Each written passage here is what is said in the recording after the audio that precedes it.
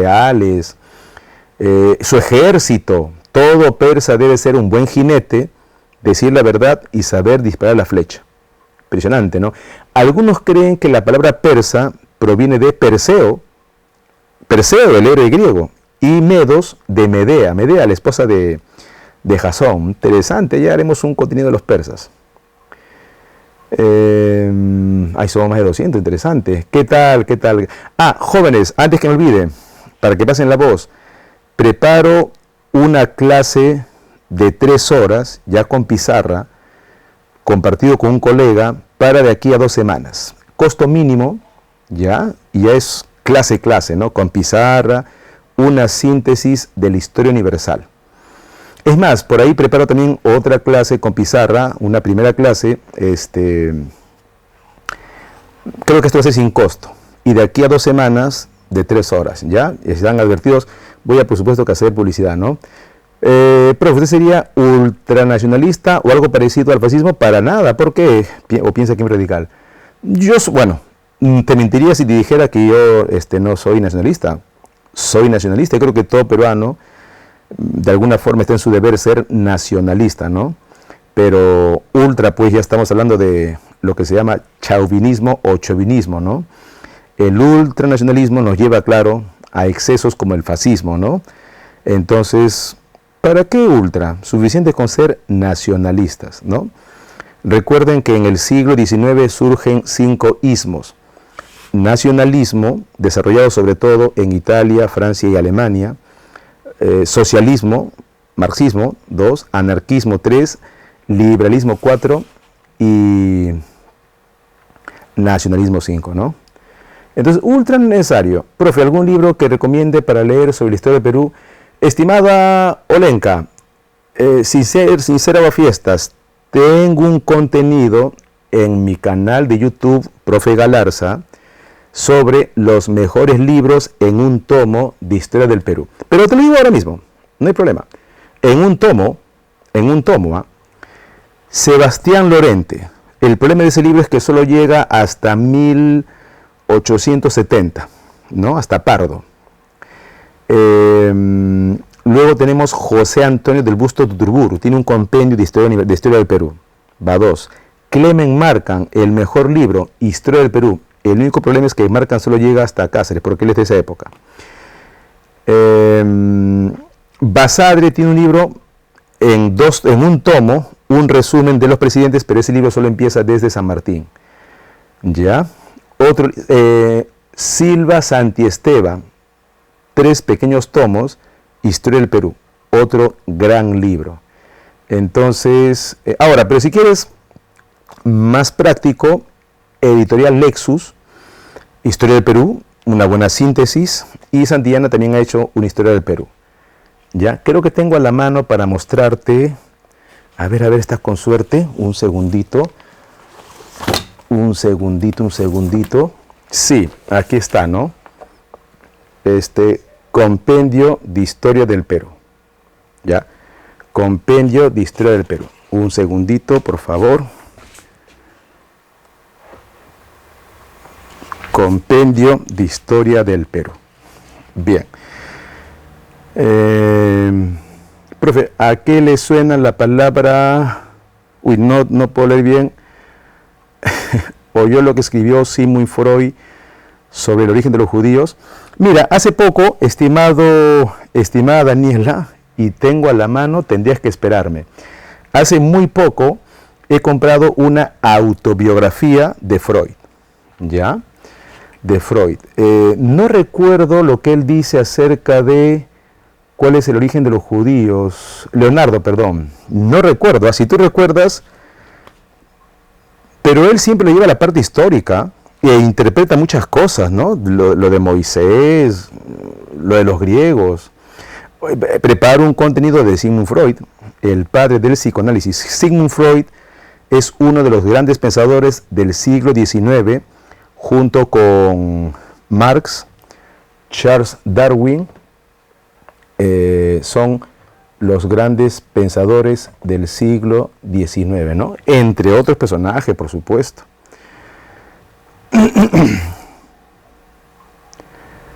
Perfecto. Profe, ¿cuál es el mejor libro que he leído? Varios, ¿ah? La Biblia me impactó. Negarte sería, pues, no tenía sentido. La Biblia me impactó. También un libro que siempre digo, cuidado con su lectura, Principios Elementales de la Filosofía de Pulitzer, lo leí muy joven. Thomas Carlyle, El culto a los héroes. Y Emerson tiene un libro parecido, ¿no? Conversaciones con Eckermann de Goethe, entre otros libros, ¿ah? Profe, ¿podría hablar sobre los peloponesios? Me imagino, estimado Pau, que te refieres al poblamiento americano, ¿no? Porque recuerden que cuando apareció el hombre apareció en África. De África el hombre pasa a Asia y a Europa, después a Oceanía y finalmente a América. Y hay varias teorías de cómo el hombre llega a América. La más común o la más clásica es que el hombre llega de Asia, ¿no? Alex Hardlick.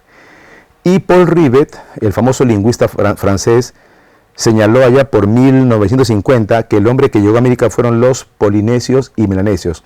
Los polinesios, estimada Pau, es un pueblo mestizo, ¿no? De la mezcla de asiáticos con africanos. Hay otro pueblo vecino de los polinesios que son los melanesios, que son, vamos a decir, un poquito más de piel oscura, y ambos, polinesios y melanesios, llegaron a América. Expertos navegantes, ¿qué te puedo decir? Expertos navegantes con piraguas, que es de un tronco, se elabora un barco, también llamado, las piraguas también se le llama catamaranes, o piraguas de balancín, y que, según la teoría de Paul Rivet, ellos llegaron a América, ¿no? Sus costumbres son muy parecidas a nuestros amazónicos, ¿no? Como el uso de la hamaca, el mosquitero, y Paul Rivet se dio cuenta de algo curioso. Muchas palabras que usaban los polinesios también lo usaban nuestras culturas antiguas, ¿no? Por ejemplo, el dios Kon y el dios Tiki. Por eso cuando Thor Heyerdahl trata de investigar si en verdad los polinesios llegaron a América, hace la famosa expedición del Kon-Tiki. Eso en resumen, estimada Pau, sobre los polinesios. Profe, quiero aprender historia del Perú con crónicas. ¿Qué libro recomienda? Estimado Abregu, si vas a iniciar tus estudios de historia con crónicas, es un trabajo que te va a tomar mucho tiempo, pero sería lo mejor. Empieza con el cronista más conocido de Perú, porque es impactante, Garcilaso de la Vega. ¿Ya? Se llama Comentarios Reales. Historia General del Perú, esa es la conquista. Garcilaso de la Vega, crónicas. Después puedes conseguir a Pedro Cieza de León. Él tiene 2 libros. El Señorío de los Incas, que solo habla de los incas, valga la redundancia, y Crónica del Perú. Ahí tienes 2 libros para que puedas leer, ¿no? Pero también tienes otros cronistas como el Padre Murúa, que es un poco difícil y caro de conseguir. Se llama El Perú Antiguo, Historia del Perú Antiguo, el Padre Murúa. No tengo la mano, si no te mostraría, del Padre Murúa. Bien, y a tener paciencia porque se requiere muchas horas, días, meses, para entender y leer esas crónicas que hablan de nuestras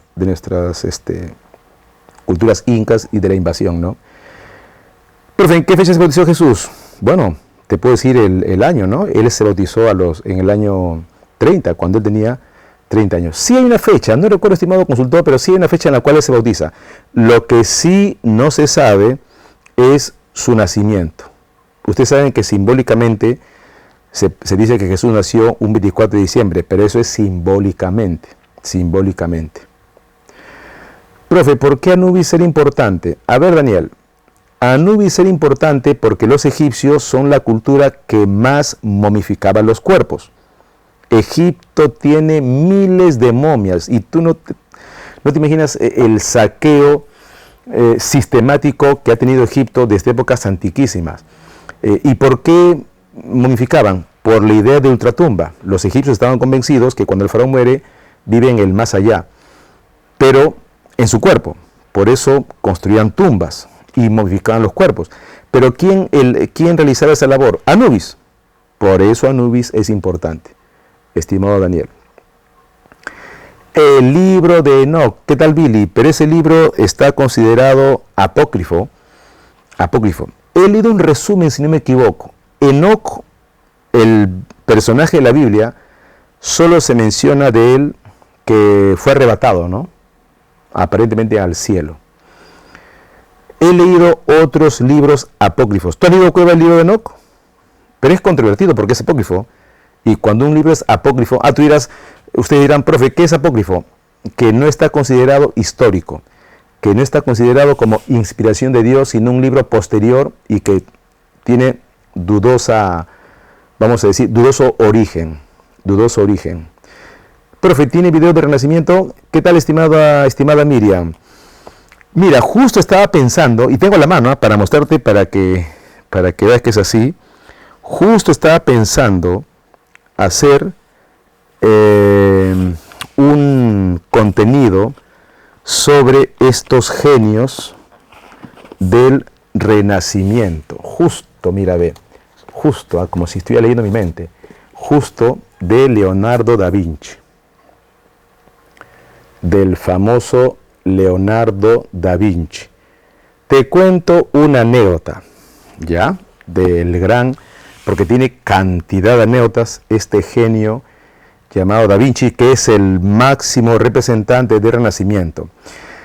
Dicen los cronistas, ustedes saben que Da Vinci y Miguel Ángel son contemporáneos, son del famoso Cinquecento.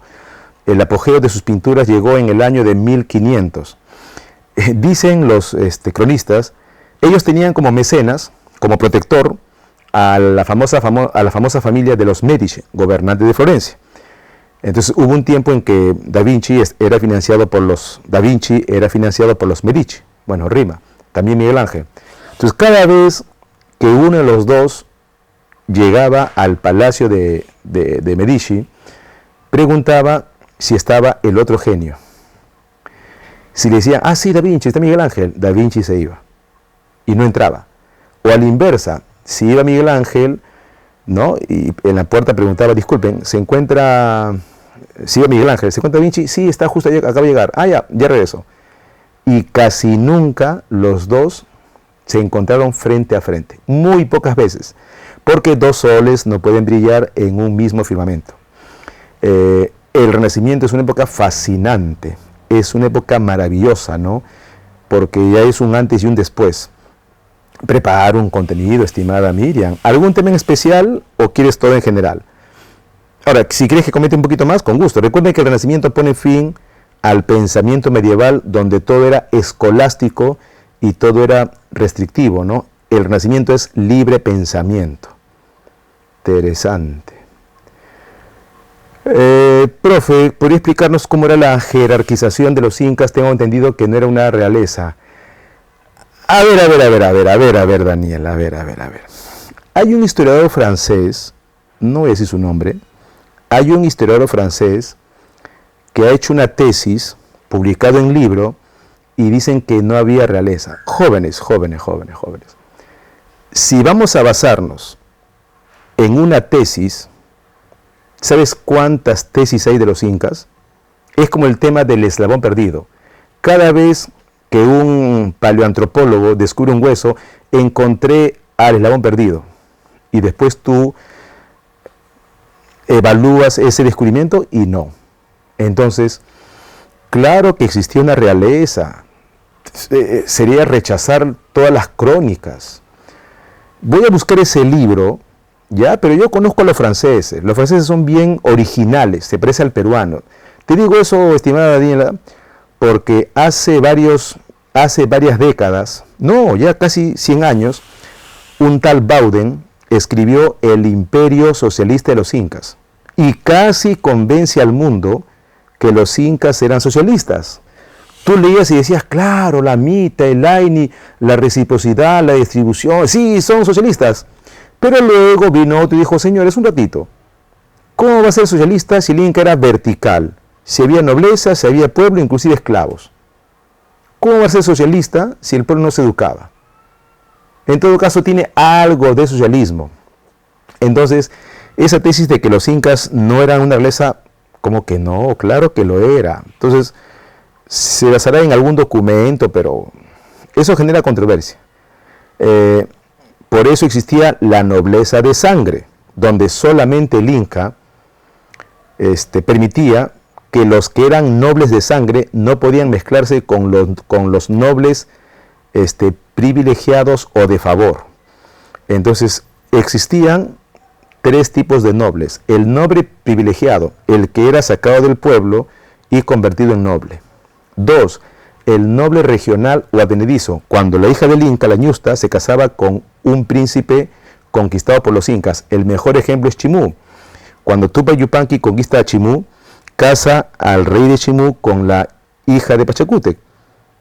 Y de ese matrimonio surge la nobleza advenediza y la nobleza de sangre, que es del Inca y la Colla. Entonces, claro que sí había, pero bueno, voy a buscar ese libro para ver en qué se basa. Pero es más controvertido, sensacionalista que histórico, ¿no? Con todo cariño a las tesis. Bien. Sigo enseñando, estimado Ayrton. Ya tengo como 20 años en ASEM, la gran facultad de medicina, ¿no?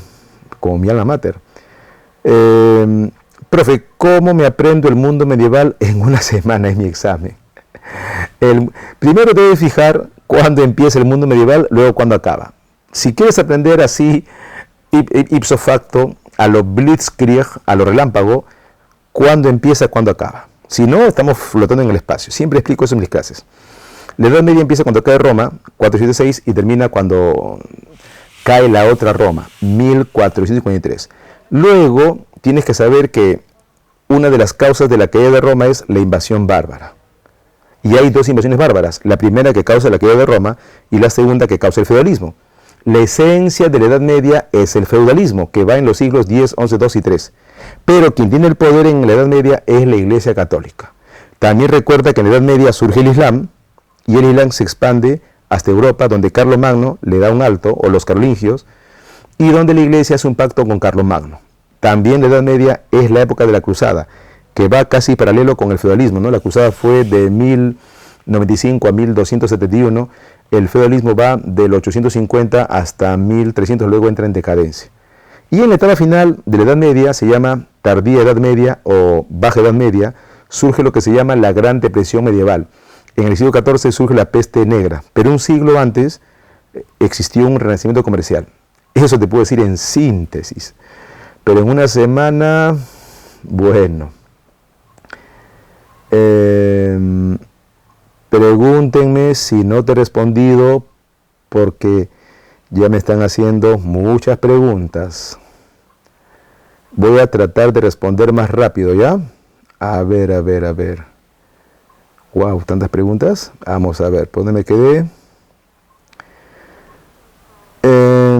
Ya, bien. Bueno, en todo caso, repregunten si por ahí me has preguntado algo y no te he respondido, ¿ya?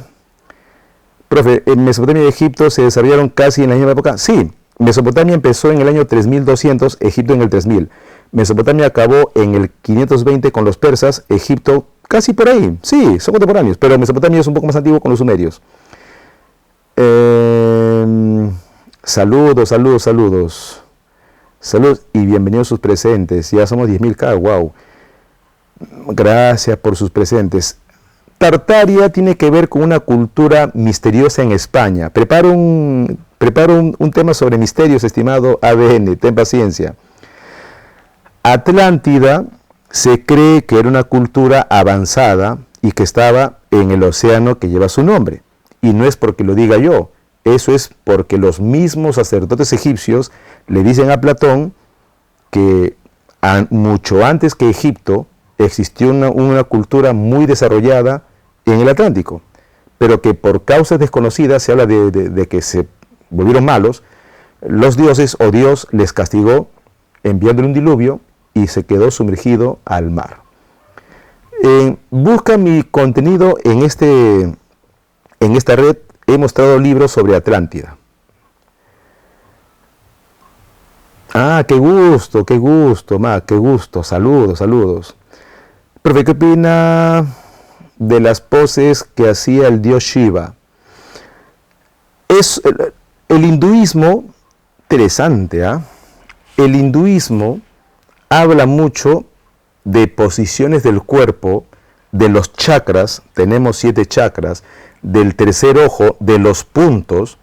Por lo tanto, las posiciones, la respiración y todo eso tiene una filosofía. El yoga mismo tiene una filosofía. Entonces, la pose que tú tomas, ¿no? El Buda sentado, por ejemplo, te permite que tú tengas como una especie de meditación y que eso, vamos a decir, permite que tú tengas cierta energía. Es un tema recontra fascinante, digno de otro contenido. Es bien amplio, ¿eh? Pero eso es lo que te puedo decir en síntesis. Interesante con sus preguntas. Sí, estimado Mac, vi la película Napoleón y tengo un contenido en mi canal de YouTube, Profe Galarza, sobre Napoleón. Ya, un segundito. Ese contenido que hice de Napoleón fue bastante visto. Preparo otros contenidos sobre películas basadas en libros o basadas en la historia, como la de Oppenheimer. Y aquí les muestro, para que puedan inscribirse en mi canal. De Napoleón, como película, por supuesto, entretenida, ¿no? Pero desde el punto de vista histórico, un poquito controvertido, ¿no? Ahora, de todos mis amigos, conocidos o críticos, hay de las dos opiniones, ¿no? Desde que por supuesto que es muy buena película, a otros que dicen que es anti-francesa y anti-napoleónica, ¿no? Porque el autor es escocés y Escocia con Francia tienen una rivalidad, etcétera. Aquí está, aquí puedes ver mis contenidos sobre Napoleón, ya, y se llama El Profe Galarza. No sé si puedes ver, a ver, en mi canal, mi canal, El Profe Galarza. Pon El Profe Galarza y ahí vas a ver el contenido de Napoleón. Les va a interesar, les va a interesar. Ahí está, se ve mejor ahí creo. El Profe Galarza. Profe, ¿existe la magia? En el mundo antiguo, por supuesto que existió la magia. Es mi canal de YouTube. Bueno, ya se borró. Por supuesto que existe la magia, ¿no? La magia, vamos a decir, que es algo que no tiene una explicación racional, ¿ya? Pero ¿cuál es el nombre que le dieron a la primera moneda?